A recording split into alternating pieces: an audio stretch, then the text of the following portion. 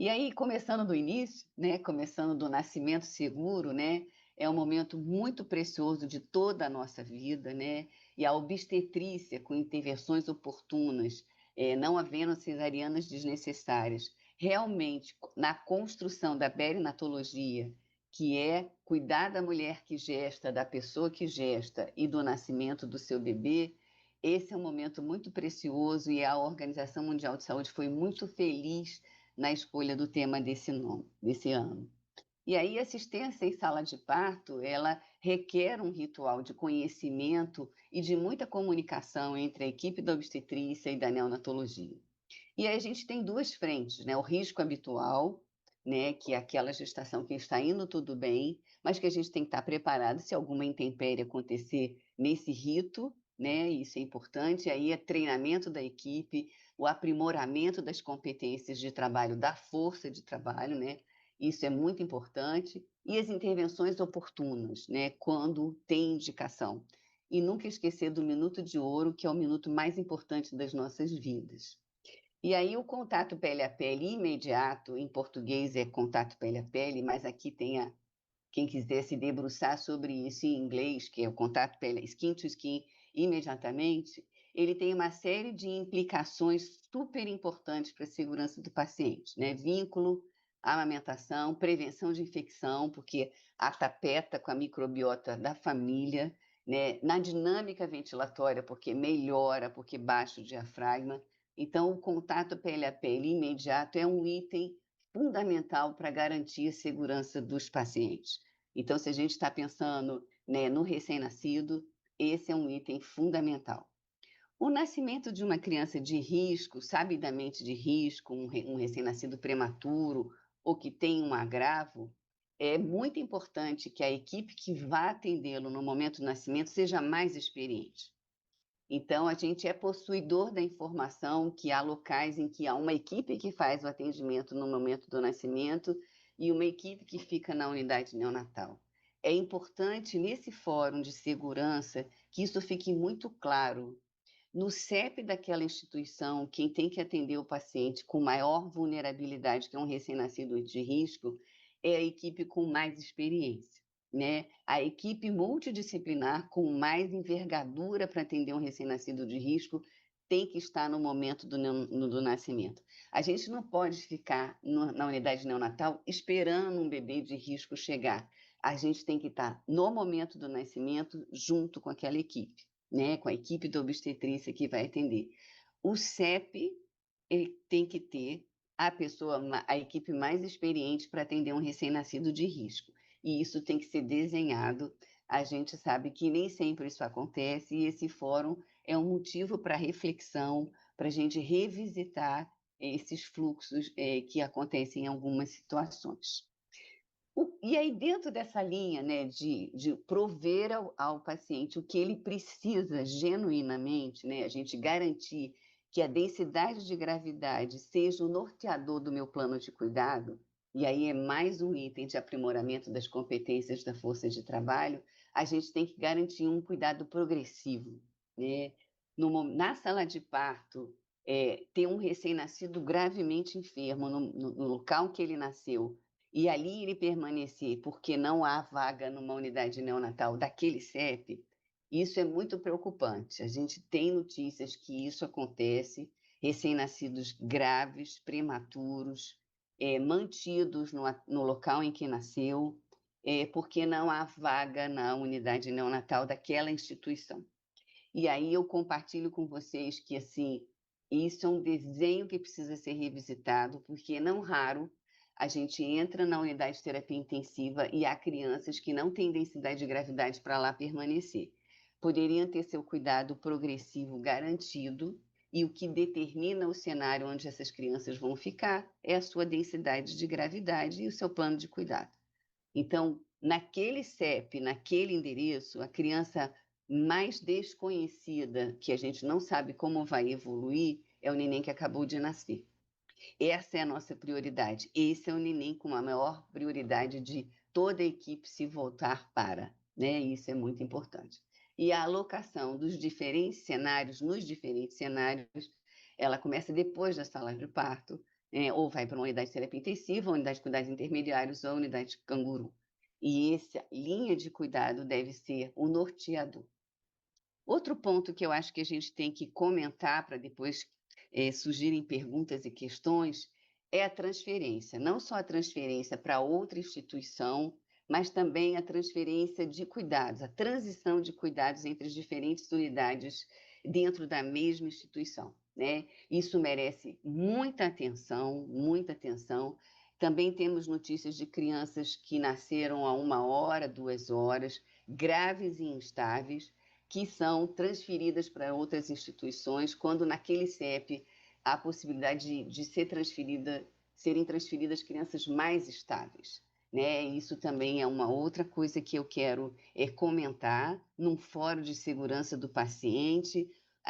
O critério de gravidade, o senso de prioridade deve estar em toda a equipe da instituição, e eu acho que merece uma reflexão se genuinamente nós estamos elegendo para ser transportado a criança que está mais estável e que pode ser transportada. Né? Isso, eu acho que é a segurança do paciente.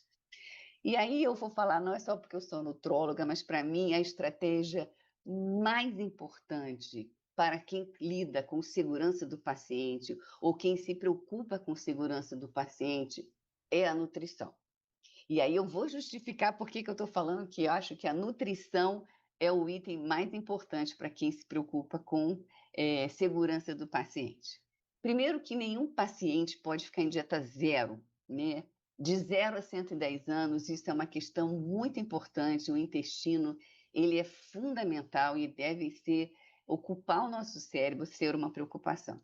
Mas isso na área neonatal, como eu sou neonatologista, eu posso compartilhar, isso tem sido um equívoco recorrente, né? A despeito de todo o conhecimento disponível, a gente ainda tem notícia de criança que fica em dieta zero porque teve asfixia. Né? O verbo está certo, teve, ninguém fica tendo asfixia, né? Por outras questões muito frouxas do ponto de vista acadêmico. E aí vejam só, isso aqui é uma velocidade, né? Isso é a nossa velocidade quando a gente está recebendo nutrientes. Se a gente fica em dieta zero, achata as velocidades e aí você tem chance de fazer translocação bacteriana. Então, quem está preocupado com infecção, tem que estar preocupado com segurança do paciente, tem que estar preocupado de nunca deixar isso acontecer, de não permitir que haja atrofia velocitária, porque aí você piora, né? Você tem muito mais chance de fazer um processo infeccioso sistêmico. E aí o leite materno, se a gente fosse falar, dava uma semana de conversa sobre isso, ele é fundamental. E aí o leite materno em 2 locais. Pode fazer na cavidade oral, que é a imunoterapia de colostro até leite maduro, até que o neném vá direto ao peito. E já tem trabalhos elegantes mostrando que ele funciona como prevenção de pneumonia associada à ventilação. Então, mais um item de nutrição, não deixar em dieta zero e garantir o leite materno genuinamente. Genuinamente garantir o leite materno. O leite materno é diferente do leite de uma doadora. E às vezes eu percebo um empenho de ir buscar com moto, com outra coisa, leite de uma doadora, o que é uma atitude maravilhosa ser doadora, mas o leite da própria mãe, em especial para os recém-nascidos prematuros, é diferente. Do ponto de vista de beta-endorfina, do ponto de vista de exossoma, do ponto de vista de microbiota, e aí o empenho da instituição tem que ser a garantia do leite materno. E eu falo instituição porque é da portaria até a unidade, né? Isso tudo garante retirada de acesso vascular. Se você começa dieta precoce, você faz o avanço dentro da Cochrane, que é de 30 a 35 ml quilo dia, você consegue tirar dispositivo e isso é um item de segurança do paciente, né? Você tirar acesso vascular e outros dispositivos é inegavelmente uma estratégia de prevenção de agravos em saúde. E aí, por isso que eu falo para vocês que nutrição é a maior estratégia de quem pensa em prevenção de infecção e em segurança do paciente. É a mesma coisa o contato pele a pele precoce e prolongado, que começa na sala de parto. Nossa, mas um neném tão prematurinho, né, com menos de 1.000 gramas na sala de parto, a gente está devendo. É isso que está acontecendo na Escandinávia. Se a gente ainda não conseguiu treinar a nossa equipe para fazer isso no momento do nascimento, ok, mas as pessoas precisam saber que a gente está devendo isso para os bebês, porque esse é o estado da arte, é contato pele a pele no momento do nascimento, seja qual for a idade gestacional e o peso. Mas eu tenho notícias também que, ok, não conseguiu treinar a equipe no momento do nascimento, mas não garante isso na unidade neonatal quando o paciente já está na mão, quando você já tem um plano de cuidado, quando já sabe tudo, aí é um pouco mais grave, né?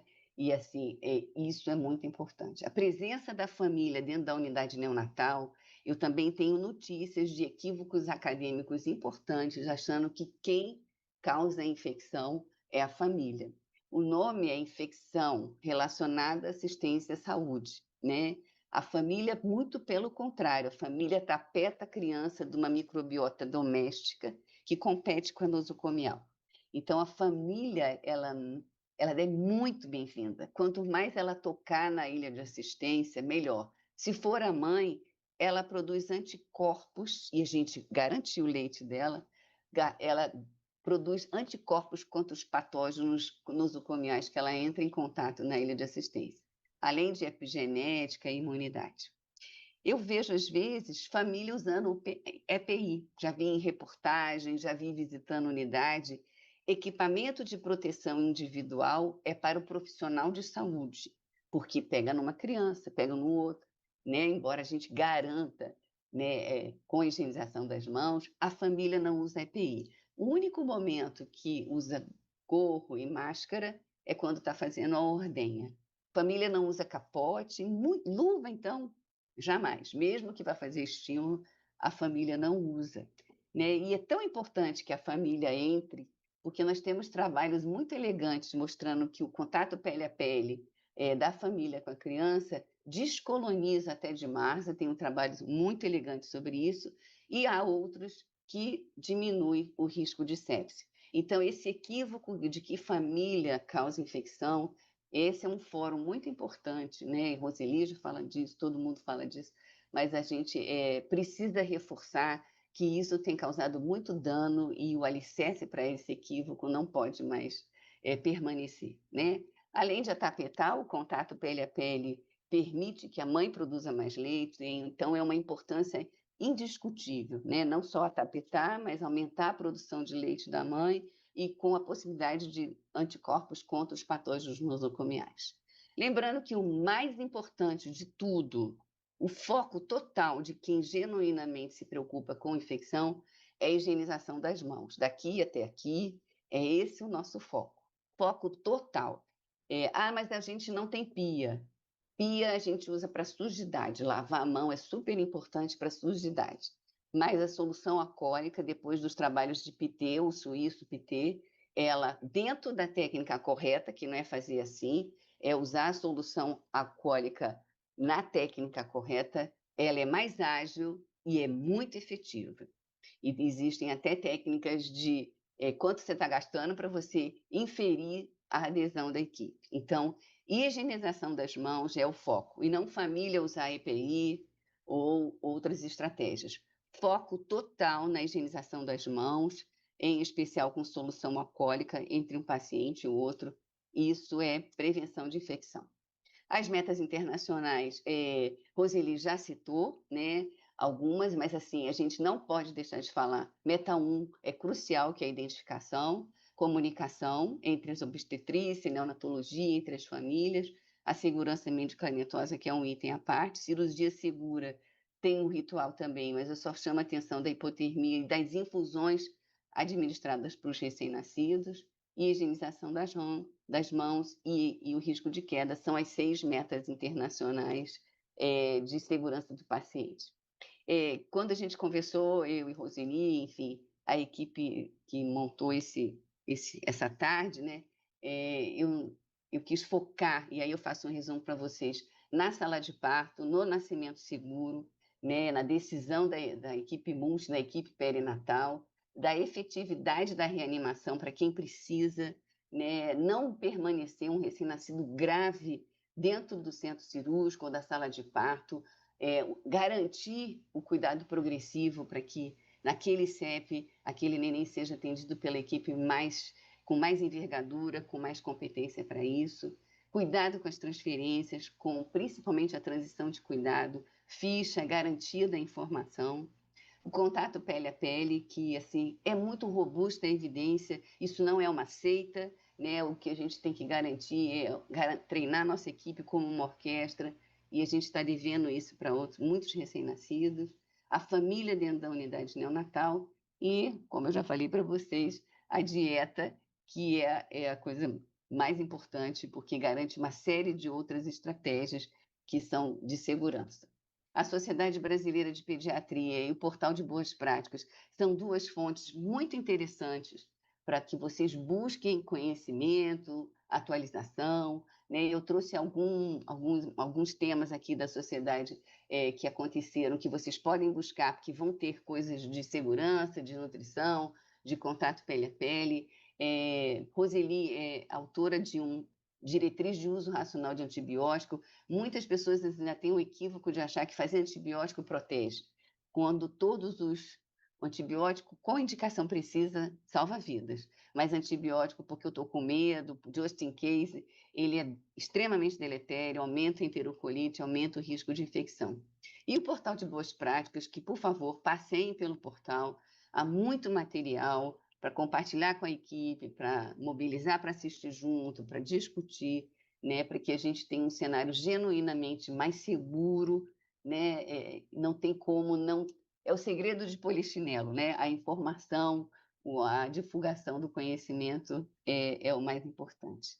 Eu queria agradecer, eu estou absolutamente à disposição. No final da apresentação também tem as referências, mas eu agradeço muito estar com vocês e a minha fala, como sempre, é para provocar e para fomentar dúvidas e perguntas. Muito, muito obrigada.